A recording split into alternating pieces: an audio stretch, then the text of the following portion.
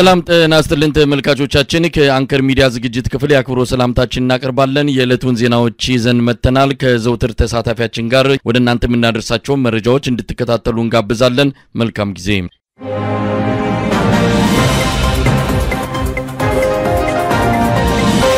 በተለያዩ የአማራ ክልል አካባቢዎች የሚደረገው የሉና ተጋድሎ ተጠናክሮ ቀጥሏል በአራቱም የአማራ ቀጠናዎች የተለያዩ ወታደራዊ ድሎች መገኘታቸው ነው ያገኘነው መረጃ የሚያመለክተው በተለይም በአገዛዙ ጥምር ሰራዊት ላይ የሚፈጸመው ጥቃት ተጠናክሮ ቀጥሏል በርካታ ኃይሎች እጃቸውን ከመስጠት ባሻገር በራሳቸው ጊዜ ወደ ፋኖ በመቀላቀል ላይ መሆናቸው ነው ከየቀጠናው የሚደርሰን መረጃ የሚያመለክተው እነዚህንና ሌሎች መረጃዎችን በተመለከተ የዘውትር ተሳታፊያችን ያጠናቀረው ዘገባ አለ ወደሱ አልፋለው በአማራ ክልል ከአንድ ሳምንት በፊት ወታደራዊ ጀነራሎች እና ከፍተኛ የመንግስት ሹማምንቶች በአማራ ክልል ከ268 ወረዳዎች ውስጥ 265 ወረዳዎችን በእጃችን አስገብተን የሲቪል መዋቅራችንን እየዘረጋን ነው ሶስቱም ወረዳዎች ላይ በቀበሌ ተሸሽገው የሚገኙ ፋኖችን እያጸዳን ነው በማለት የተናገሩ ቢሆንም አሁን እያየን እየመጣን ያለነው ነገር ምንድነው ሽል ከሆነ ይገፋል እንደሚባለው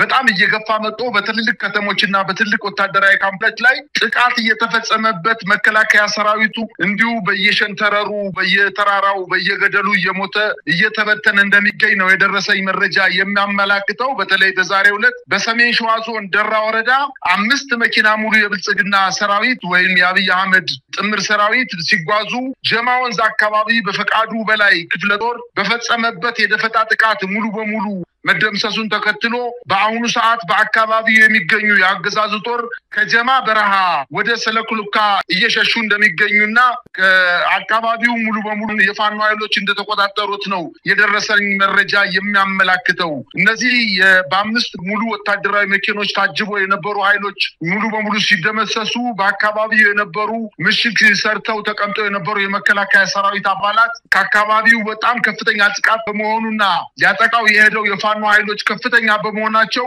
ወደ ሰለክለካ ከተማ በመሄድ ራሳቸውን ለመከላከል ዝግጅት እያደረጉ እንደሆነ ነው የደረሰኝ መረጃ የሚያመላክተው በተያያዘ ዜና በዚሁ ዞን በመንጃር ሸንኮራ ወረዳ ባልጪ ከተማ በሚገኘው ፖሊስ ጣቢያ የከሰም ክፍለ ጦር የቦምብ ጥቃት በመፈጸም በበርካታ የከተማዋ ፖሊስና ሚኒሻ ላይ ጉዳት አድርሷል ተብሏል ይሄን ተከትሎ በጣም በከተማዋ ላይ ከፍተኛ የሆነ ዋይታና ጮት ሲደመጥና ሲሰማ እንደነበረ የአካባቢው መረጃዎቻችን አድርሰውናል ከዚህ በተጨማሪ በዚሁ አካባቢ የአማራ ክልል ምክትል ርዕሰ መስተዳድር አብዱ ሁሴንና የሰሜን ምስራቅ እዝ ምክትል አዛዥ ሜጀር ጀነራል ሻምበል ፈረደ የመሩት ስብሰባ ከባድ ውጊያ ሲደረግባት በሰነበተችው ጊዳን ወረዳ ሙጃ ከተማ ላይ ስብሰባ የህብረተሰቡን በግድ በማስወጣት ስብሰባ ያደረጉ ሲሆን የስብሰባው ዋና ዓላማ ህብረተሰቡን ሰብስቦ ስለመከላከያ ሰራዊት ጥንካሬ እንዲመሰክሩልትና የፋኖ ኃይሎችን እንዳይደግፉ ለማድረግ ቢሆንም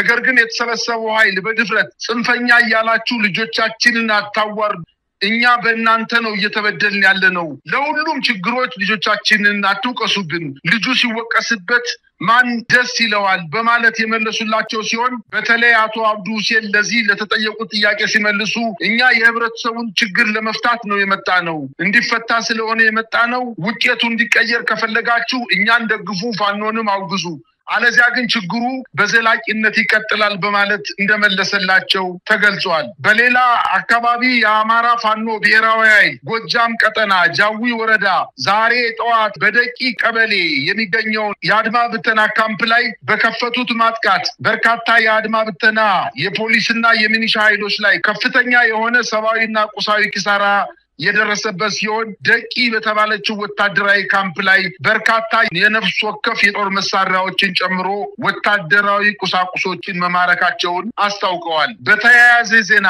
የምስራቅ ጎጃም ዞን የፖሊስና የደህንነት ኃላፊ በደብረ ማርቆስ ከተማ ሙሉ ሆቴል አካባቢ የፋኖ ኃይሎች በፈጸሙበት ጥቃት በከፍተኛ ደረጃ ተጎድቶ ሆስፒታል ከገባ በኋላ ህይወቱ ማለፉን ተከትሎ ያገዛዙ ጦር ወደ ተመታበት አካባቢ በመሄድ አንተነ የገደልከው በማለት ባጃጅ ሲያሽከረክር የነበረ ወጣትን ይዘው አሰቃይተው በመግደል በአቅራቢያው በሚገኘው ውትርን ወንዝ በመጣል ባጃጁንም አቃጥለው እንደሄዱ በስፍራው የነበሩ የዓይን እማኞች ለአንከር ሚዲያ አድርሰዋል። ይህ በእንዲህ እንዳለ የአማራ ፋኖ ያቀረበውን ጥሪ ተከትሎ ኮሎኔል አበበ ተሰማ፣ ኮሎኔል ከፍያለው ጌታሁን፣ ኮሎኔል ክንድዬ ወርቁን ጨምሮ በርካታ የአድማ ብተና ኃይሎች ለአንደኛ ክፍለ ጦር እጃቸውን መስጠታቸውን ተከትሎ በአካባቢው ከፍተኛ ውጥረት እንደደረሰና በተለያዩ የምስራቅና የምዕራብ ጎጃም እንዲሁም የሰሜን ጎጃም አካባቢዎች በርካታ የአድማ ብተናና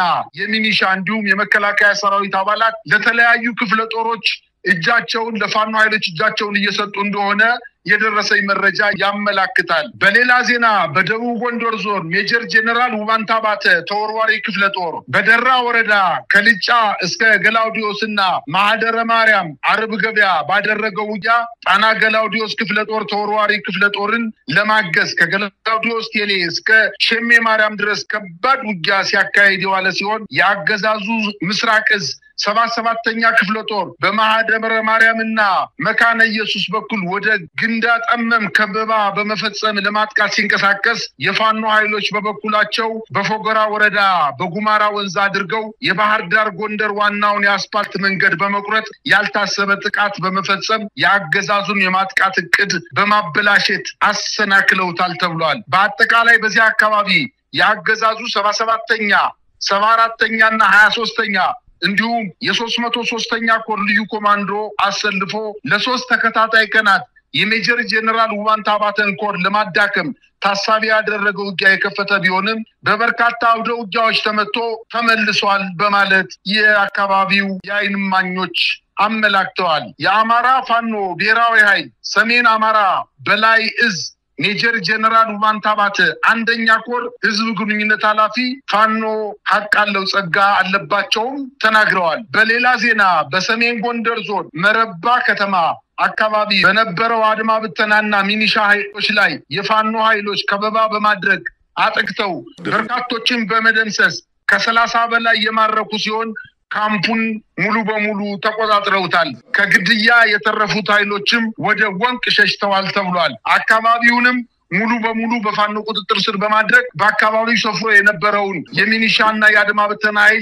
ሙሉ በሙሉ በመበተን አካባቢው ሙሉ በሙሉ ተቆጣጥረውታል በማለት የክፍለ ጦሩ የህዝብ ግንኙነት አስታውቆናል። በሌላ ዜና በምስራቅ ጎጃም ዞን አዲስ አለማየሁ 7ኛ ክፍለ ጦር ደጃዝማች ተድላጓሉ ብርጌድ ሻፎ ማርያም በተባለ ቦታ ባደረገው የደፈጣ ጥቃት በርካታ የአገዛዙ ተሽከርካሪዎችን በማቃጠል በተሽከርካሪው ላይ ሲጓዙ የነበሩ የመከላከያ ሰራዊትና የአድማ ብተና ኃይሎችን መደምሰሱንና ከ25 በላይ የነፍስ ወከፍ መሳሪያዎችን መማረክ መቻሉን የክፍለ ጦሩ የህዝብ ግንኙነት ኃላፊ አስታውቀዋል።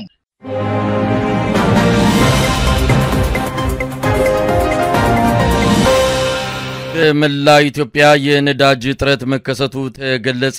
የነዳጅ እጥረቱ ከወትሮ በተለየ ሁኔታ በመላ ሀገሪቱ የከሰተበት ምክንያት የታወቀ ነገር የለም። የፊታችን ሐምሌ ወር ሲገባ በአብይ አህመድ አገዛዝ ሙሉ በሙሉ የሚነሳው የነዳጅ ድጎማን ተከትሎ ከፍተኛ የዋጋ ጭማሪ የሚከሰት መሆኑን የገለጹት ምንጮች የነዳጅ ማደያ ኩባንያዎች ነዳጆቹን ከመሸጥ ይልቅ ዋጋው ሲወደድ ጠብቀው ከፍተኛ በሆነ የገንዘብ መጠን ነዳጁን ለመሸጥ በዝግጅት ላይ በመሆናቸው እጥረቱ መከሰቱን ይገልጻሉ። በየአውቶቡስ መናኸሪያው በነዳጅ እጥረት ምክንያት የቆሙ የህዝብ ማመላለሻ አውቶቡሶች የተነሳ ህብረተሰቡ እየተጉላላ እንዳለም ነው ያገኘነው መረጃ የሚያመለክተው። በአራቱም የኢትዮጵያ አቅጣጫዎች ተመሳሳይ በሆነ መልኩ የነዳጅ እጥረቱ ከፍተኛ የሆነ የህብረተሰቡን ኑሮ እያስተጓጎለ እንዳለም ተመልክቷል። በዚህ ዙሪያም ከዘውትር ተሳታፊያችን ጋር አጭር ቆይታ እናደርጋለን። እንግዲህ የነዳጅ ድጎማው ፊታችን ሐምሌ ወር ላይ ሙሉ በሙሉ ይነሳል። በዓለም አቀፉ የገንዘብ ተቋም IMF አስገዳጅነት አብይ አህመድ ለኢትዮጵያውያን ላለፉት 3 እና 10 ዓመታት ነዳጅ ድጎማ ሲደረግ ቆይቷል። አሁን በአስገዳጅ ሁኔታ በዓለም አቀፉ የገንዘብ ተቋም እጅ ጠምዛዥነት የነዳጅ ድጎማው ይነሳል። ህብረተሰቡ ላይ የኑሮው ጫና እየበረታ መጥቷል። ከዚህ የከፋው ደግሞ ከመጪው ሐምሌ ወር ጀምሮ እንደሚመጣ ነው እየተነገረ ያለው። ምን እያያችሁ ነው? እንግዲህ በቪዲዮ በፎቶ የሚደርሱን የነዳጅ ማደያዎች የሚታየው ከፍተኛ የሆነ የተሽከርካሪዎች ሰልፍ የህዝቡ መንገላታት በየአውቶቡስ መናኸሪያው በጣም ከፍተኛ የሆነ ማህበራዊ ቀውስ ሊፈጥር እንደሚችል ነው እየተነገረ ያለው። ምንድነው እየታየ ያለው? መሳይ በዚች ሀገር ላይ የመጣው ከፍተኛ የሆነ ጣጣ ገና መዘዙ አላለቀም፣ ገና ተጀመረ ማለት ይቻላል። ምክንያቱም ከነዳጅ ጋር ተያይዞ የሚመጡ በርካታ የሆነው የዋጋ ጭማሪዎች የሚታዩበት እንደሆነ የነዳጅ የ10 ብርና የ20 ብር በሊትር ጭማሪ ሲደረግ እንኳን በአዲስ አበባ ከተማ ላይ የምግብ እህሎች አጠቃላይ የአትክልት እንዲሁም የትራንስፖርት ዋጋ ላይ የሸቀጣ ሸቀጦች ዋጋ ላይ በእጥፍ በ3 እና በ4 እጥፍ እየጨመረ ህብረተሰቡን ከድጡ ወደ ማጡ እየወሰደው እንደሆነ በጣም ለበርካታ ጊዜያቶች ተመልክተናል። በተለይ በዚህ በተከታታይ 3 ዓመት ላይ መንግስት ከአይኤምኤፍ ጋር ባደረገው ስምምነት መሰረት በየ3 ወሩ የሚያደርገው የነዳጅ ጭማሪን ተከትሎ ከነዚህ ጋር ተያይዞ መንግስት በአገር ውስጥ የሚሰበስበውን ገቢ መጨመር አለበት በማለት የውሃ፣ የመብራት፣ የነዳጅ፣ የስልክ ጭማሪዎችን እስከ 40% ድረስ ጭማሪ አድርጎ ህብረተሰቡን ወገቡን እንደሰበረው ይታወቃል። ይሄን ተከትሎ አሁን ደግሞ ሙሉ በሙሉ ነዳጅ ድጎማው ከተነሳ በህብረተሰቡ ላይ ሊፈጥረው የሚችለው ችግር እጅግ በጣም ህብረተሰቡ መቋቋም ወደማይችልበት ደረጃ የሚደርስ መሆኑን ነው አመላካች ነገር እየተመለከትን ነው። በጣም እነዚህ ነዳጅ ማደያ ያላቸው ባለሀብቶች ይሄን ተከትሎ መንግስት ከሐምሌ ወር ጀምሮ የነዳጅ ድጎማ ሙሉ በሙሉ ይነሳል በማለቱ ነዳጆችን ሙሉ በሙሉ ሸውረውታል። አዲስ አበባ ከተማ ላይ አንደኛ አብዛኛዎቹ ነዳጅ ማደያዎች ነዳጅ የለንም ብለው ለጥፈዋል። ዛሬ እኔ በተለያዩ የነዳጅ ማደያዎች ላይ ተንቀሳቅሼ እንደተመለከቱት ከሆነ ቤንዚንም ናፍጣም የለም በማለት ለጥፈዋል። በሁለተኛ ደረጃ ነዳጅ እንኳን በግድ አንዳንድ ቦታዎች ላይ ህብረተሰቡ እንዳያምጽ ለማድረግ ነዳጅ ማደያዎችን በመንግስት ቅጣት መሰረት ከፍተው እንዲሰጡ ቢደረግም አንደኛ ወዲያው ነው የሚያልቀው። ከተሰለፈው መኪና አንፃር ነዳጁ ወዲያው ነው የሚያልቀው። በጣም ረጃጅም ሰልፎች ምናልባትም ለአንድ ነዳጅ ማደያ እስከ 800 እና 1000 መኪኖች ቆመው ነው የሚታዩት በአብዛኛው የነዳጅ ማደያዎች ላይ። ስለዚህ ይሄን የነዳጅ እጥረት ተከትሎ ወይንም የነዳጅ ማደያዎች ላይ የነዳጅ ማጣትን ተከትሎ በህብረተሰቡ ዘንድ ሊፈጠር የሚችለው ችግር ከወዲሁ መታየት ጀምሯል። በአንዳንድ ቁሳቁሶች ላይ የዋጋ ጭማሪዎች እየታዩ ነው። በሚደንቀው ግን በአዲስ አበባ ከተማ የተፈጠረው የነዳጅ እጥረት አይደለም። በዋናነት በአማራ ክልል እንዲሁም በደቡብ ክልል በኦሮሚያ ክልል ያሉ የነዳጅ ማደያዎች ነዳጁን ወደ ማደያ ከማስገልበጣቸው ከቦቲ ወደ ማደያው ከማስገልበጣቸው በፊት ቦቲውን ወደ ሰዋራ ስፍራ ወስደው በድብቅ ነዳጁን በመቅዳት እስከ 1000% ምናልባትም 120 ብር የሚሸጠው 115 ብር የሚሸጠውን ከ1000 በላይ በሊትር እየሸጡ ህብረተሰቡ በትራንስፖርት እንዳይጠቀም ተቀርቅሮ ተቀምጦ ነው ያለው ህብረተሰቡ። በተለይ በዋናነት የአማራ ክልል ከነዳጅ ጥረቱ ጋር ተያይዞ የነዳጅ ማደያዎችን ወታደራዊ ጀነራሎች በማስገደድ ለግዳጅ ነዳጁ ይፈለጋል በማለት ነዳጁ ሙሉ በሙሉ በመቅዳት ወስደው 15 እና 20 ኪሎ ሜትር ባሉ የገጠር ከተሞች ላይ በችርቻሮን ወታደራዊ ኮሎኔሎች፣ ሻለቆች፣ አምበሎች በቡድን ሆነው እየሸጡ እንደሚገኙና በወታደራዊ ቦታዎች ለግለሰብ ባለመኪኖች በከፍተኛ ዋጋ እየሸጡ እንደሆነ ነው የደረሰኝ መረጃ የሚያመላክተው። በሶማሌ ክልልም እንዲሁ በኦሮሚያ በደቡብ ክልልም እንዲሁ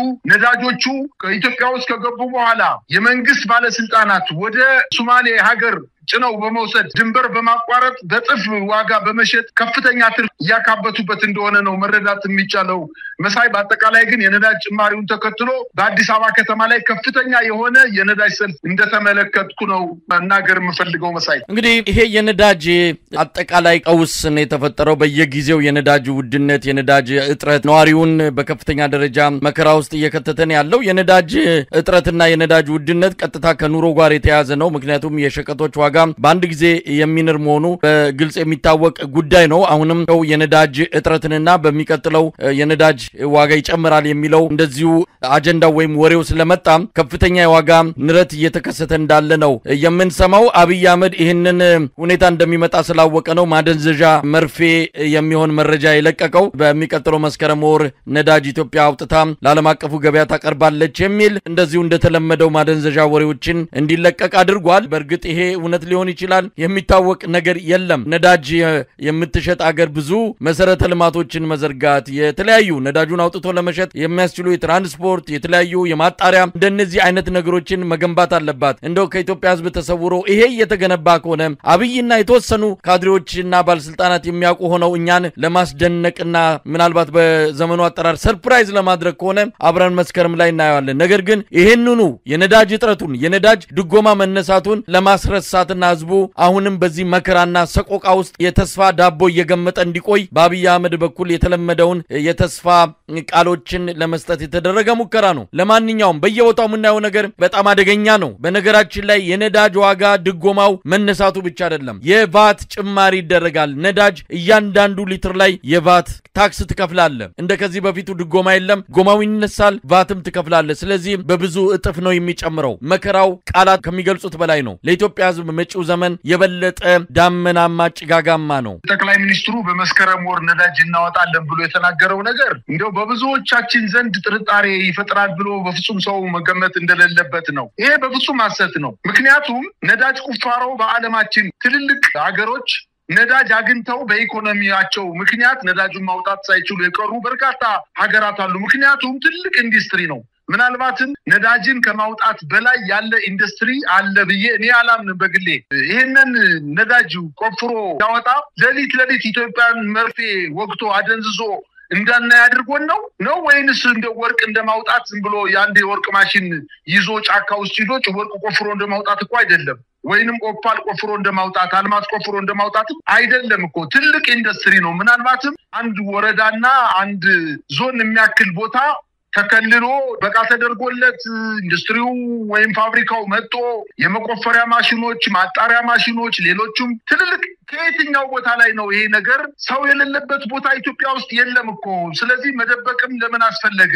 እና እኔ ነዳጅ እያወጣ ነው ብያላምንም ይሄንን ከአይኤምኤፍ ጋር የገባበትን ውጥንቅጥ ውስጥ የኢትዮጵያን ህዝብ ጀርባውን ይሰብረዋል ብሎ ስላሰበና የኢትዮጵያ ህዝብ በሙሉ በተስፋ ቃል እንዲኖር ስለፈለገ ብቻ ካልሆነ በስተቀርና ይህን ዘመን ወይም ይሄንን የመከራ ጊዜ በተስፋ ተቀምጦ እየጠበቀ ዝም እንዲል ካልሆነ በስተቀር በፍጹም ሐሰት ነው ብዬ ነው እኔ ማምነው። እንግዲህ ከሆነ ሰየው ነው፣ ግን ይሆናል የሚል እምነት የለኝም። ሌላው እንግዲህ ኢትዮጵያ ህዝብ በተስፋ ለረጅም ጊዜ ጠብቋል። 7 ዓመት ሙሉ አንዴ ነዳጅ አግኝተናል፣ አንዴ ትልልቅ የማዳበሪያ ፋብሪካዎችን ለመክፈት ከተለያዩ ሀገሮች ጋር ተፈራርመናል።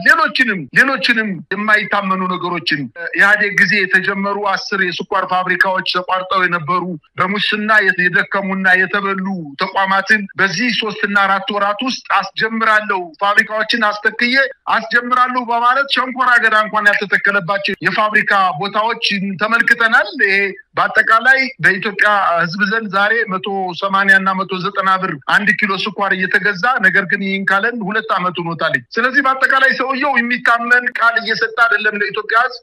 እሱ የሚፈልገው በዛች ወንበር ላይ ተቀምጦ የኢትዮጵያ ህዝብ አንገቱን ደፍቶ ተርቦ እየሞተ እየተጋደለ እንዲኖርለት ስለሚፈልግ የኢትዮጵያ ህዝብ ሌላ ምርጫ ከሌለው በስተቀር የሰውየውን ተስፋ አድርጎ ነገ ኢትዮጵያ ወደ ተሻለ ነገር ትመጣለች ብሎ መጠበቅ የለበትም።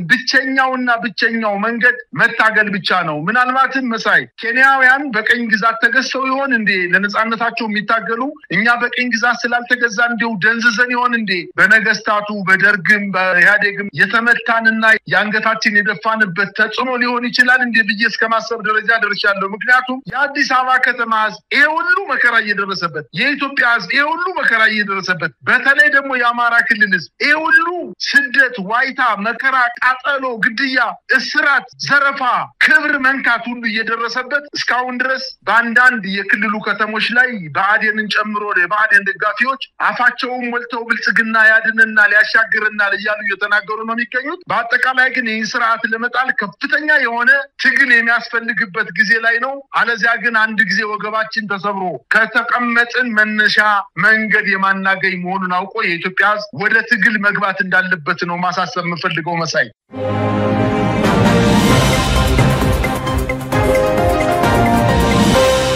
ዓለም አቀፉ የሰብአዊ መብት ተሟጋች ድርጅት ሂውማን ራይትስ ዎች በኢትዮጵያ የጤና ባለሙያዎች ላይ እየደረሰ ያለውን እንግልትና እስር በማውገዝ መግለጫ አወጣ።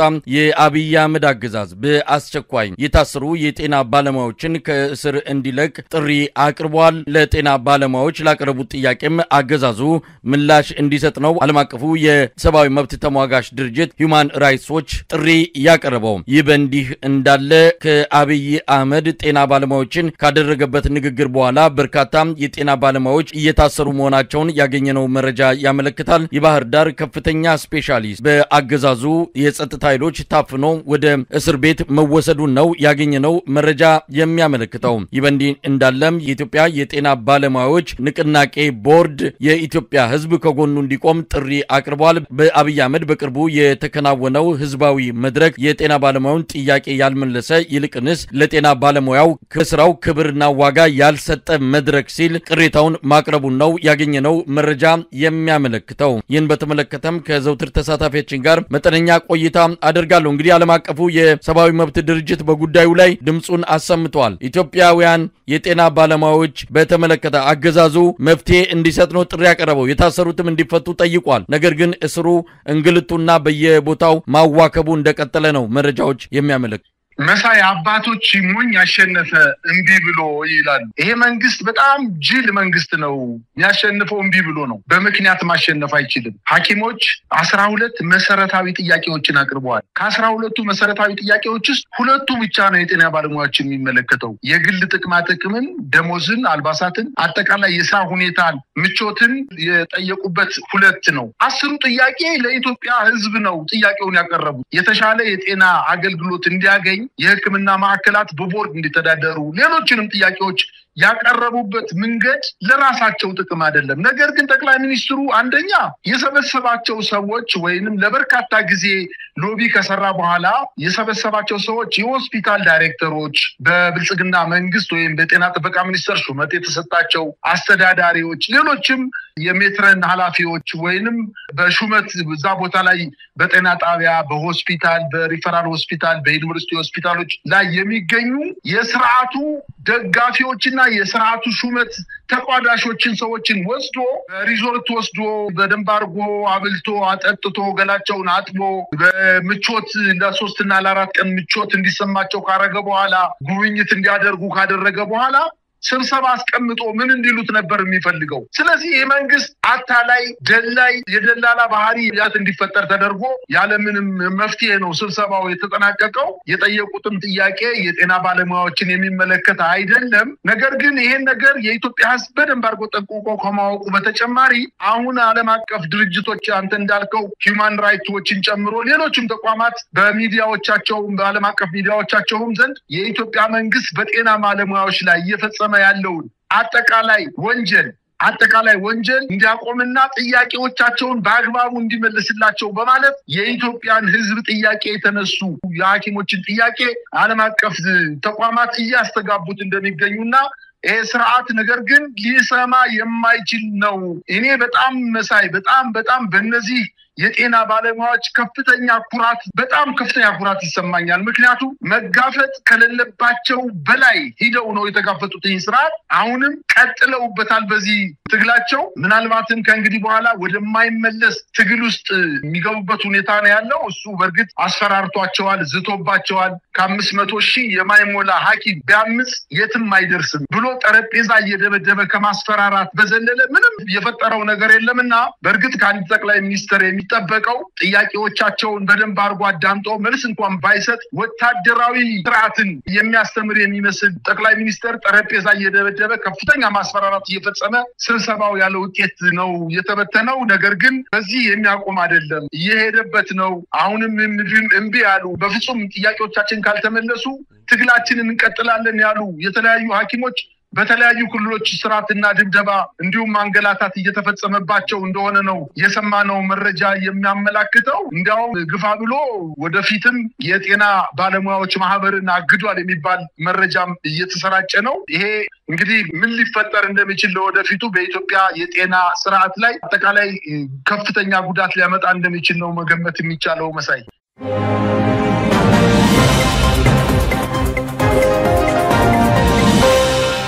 በኢትዮጵያና በኤርትራ መሃል ጦርነት ሊከሰት ይችላል የሚለው መረጃ በተለያዩ ወገኖች እየተነሳ ባለበት በዚህ ወቅት ላይ በአዲስ አበባ በርካታ የኤርትራ ተወላጆች የታሰሩ መሆናቸውን ያገኘነው መረጃ መለከተ።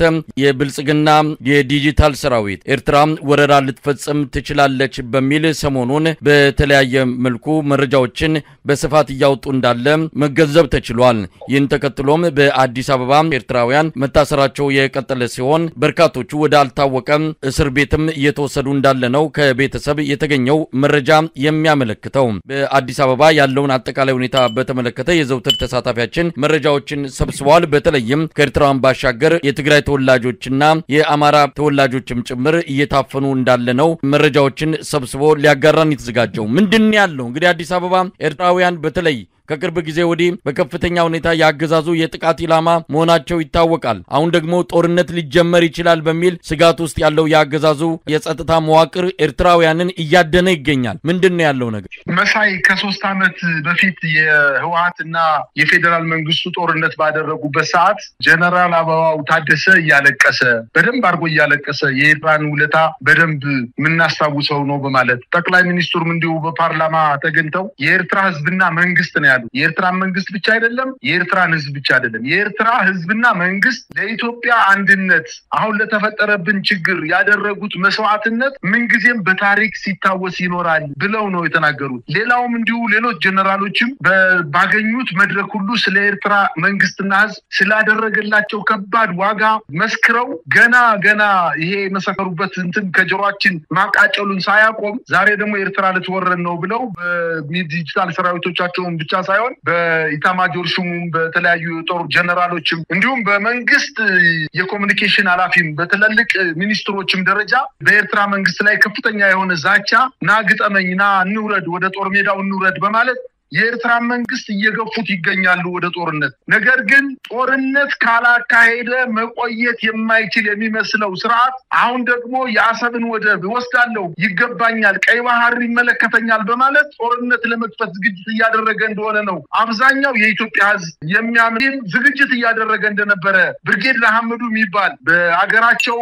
ትተው በስደት ሁለተኛ ሀገራችን ብለው የመጡ ኤርትራውያን ወጣቶች ሰርተው ለመብላት ብቻ የመጡ የኤርትራውያን ወጣቶች በአዲስ አበባ ከተማ ላይ በከፍተኛ ደረጃ ታፍነው በአፋር አካባቢ ሄደው ወታደራዊ ስልጠና በግድ እንዲወስዱ በማድረግ አሁንም ከማሰልጠኛ ጣቢያ እየወጡ ተመልሰው ወደ አዲስ አበባ እየመጡ ራሳቸውን ደብቀዋል በማለት በተለያዩ ክፍለ ከተሞች ሰራዊቱን የታጠቁ ኃይሎችን ደህንነትን በማሰማራት ከፍተኛ የሆነ አፈሳ እየተደረገባቸውና አሁንም አንተ እንዳልከው ወዳልታወቀ ስፍራ እየተወሰዱ እንደሆነ ነው የደረሰኝ መረጃ የሚያመላክተው።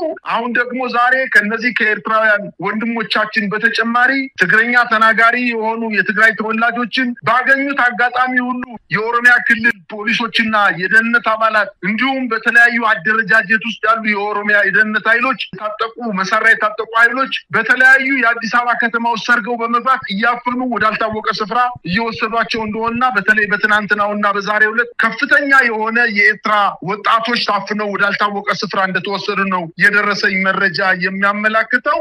እንዲሁም በትናንትናው ዕለት መሳይ በአዲስ አበባ ከተማ በዝቅተኛ የኑሮ ደረጃ ለሚገኙ የህብረተሰብ ክፍል ሽሮ እየሰሩ ምግብ የሚያቀርቡ እናቶች ባሎቻቸው የሞቱባቸው ሴቶች በጣም በድህነት ላይ የሚገኙ ሰርተን እንበላለን ያሉ በተለያዩ ጎዳናዎች ላይ የነበሩ ጎዳናው የግረኛ መንገዱ ይሰፋል በማለት በኮሪደር ልማት ተነስተው ወደ ዳር የተበተኑ እናቶች እንደው ቤት ተከራይተው ሽሮ እየሸጡ ሽንኩርትና ድንች እየሸጡ ሽልጦ ዳቦ እየሸጡ ባሉበት ሁኔታ በአዲስ አበባ በሁሉም ክፍለ ከተሞች ማለት በሚያስችል ደረጃ የታጠቁ ኃይሎች ከንግድና ኢንዱስትሪ ባለሙያዎች ጋር ከአዲስ አበባ ከተማ የደንብ ማስከበር ጽሕፈት ቤት ሰራተኞች ጋር የታጠቁ ኃይሎች ጋር በመምጣት በርካታ ፖሊሶች በተለያዩ አካባቢዎች በመሰማራት እነዚህን የዕለት ከዕለት ኑሯቸውን ለመጥፋት እንጀራ እየሸጡ የሚተዳደሩ ሰዎችን ቤታቸውን በማሸግ ከነንጀራው ከነሽሮው አጠቃላይ ከሰሩት ምግብ ጋር ቤታቸውን በማሸግ እነሱም ወደ ፖሊስ ጣቢያ በመውሰድ ምግብ ማብሰል አትችሉም። እነዚህ ሰዎች በወረዳ ደረጃ ንግድ ፍቃድ አውጥተው ንግድ ለመስራት ግብር እየከፈሉ ያሉ እናቶች እንደሆኑ መታወቅ አለበት። በአጠቃላይ ይሄ ስርዓት በአዲስ አበባ ከተማ ላይ በተለይ ደሃን ማየት የማይፈልግ ድህነትን ማስወገድ ሳይሆን ደሃን ማስወገድ እንደ መርህ የያዘ ስርዓት በመሆኑ በዚህ አጋጣሚ ዳውን በከፍተኛ ደረጃ በደል እየፈጸመበት እንደሆነ ነው እየተረዳን የመጣ ነው መሳይ።